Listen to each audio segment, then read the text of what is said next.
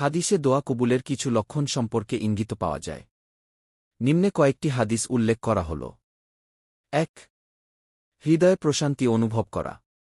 রাসূলুল্লাহ সাল্লাল্লাহু আলাইহি ওয়াসাল্লাম বলেছেন, তোমাদের কারো দোয়া কবুল হয় যতক্ষণ না সে তাড়াহুড়া করে এবং বলে, আমি দোয়া করলাম কিন্তু কবুল হল না। বুখারী শরীফ হাদিস নাম্বার 6340। মুসলিম শরীফ হাদিস নাম্বার 2735। অর্থাৎ দোয়া কবুল হওয়ার লক্ষণগুলোর মধ্যে একটি হল বান্দার মন শান্ত হয়ে যায় এবং সে তাড়াহুড়া না করে ধৈর্য ধরে। ২. চোখে অশ্রু প্রবাহিত হওয়া ও বিনয়ী হওয়া। রাসূলুল্লাহ সাল্লাল্লাহু আলাইহি ওয়াসাল্লাম বলেছেন, নিশ্চয়ই আল্লাহ সেই দোয়া গ্রহণ করেন যা হৃদয়ের গভীর থেকে আসে এবং বিনয়ের সাথে চাওয়া হয়। তিরমিজি শরীফ হাদিস নাম্বার 3479।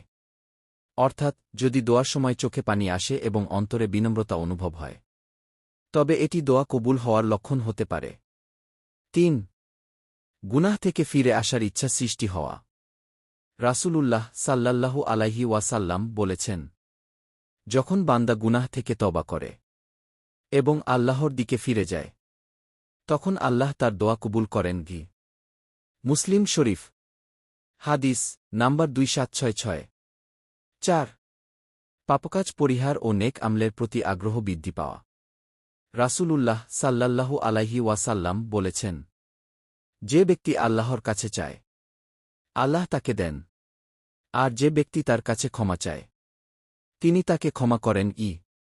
তিরমিজি শরীফ হাদিস নাম্বার 3573।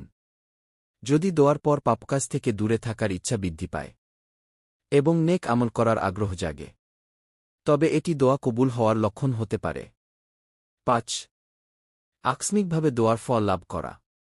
রাসূলুল্লাহ সাল্লাল্লাহু আলাইহি ওয়াসাল্লাম বলেছেন, বান্দা যখন দোয়া করে, আল্লাহ তিনভাবে তার দোয়া কবুল করেন। হয়তো সে যা চায় তাই দেন, অথবা তার জন্য আরও ভালো কিছু সংরক্ষণ করেন, অথবা কোনো বিপদ দূর করে দেন। মুসনাদ আহমদ হাদিস নাম্বার 11133। উপসংহার: হাদিসের আলোকে দোয়া কবুলের লক্ষণসমূহ হল দোয়ার পর অন্তরে প্রশান্তি অনুভব করা, দোয়ার সময় চোখে পানি আসা ও হৃদয়ে বিনয়ী ভাব সৃষ্টি হওয়া, পাপকাজ পরিহার করে নেক আমলের প্রতি আগ্রহ বৃদ্ধি পাওয়া, আকস্মিকভাবে সমস্যার সমাধান পাওয়া অথবা দোয়ার ইতিবাচক ফল লাভ করা, তাড়াহুড়া না করা ও ধৈর্য ধারণ করা।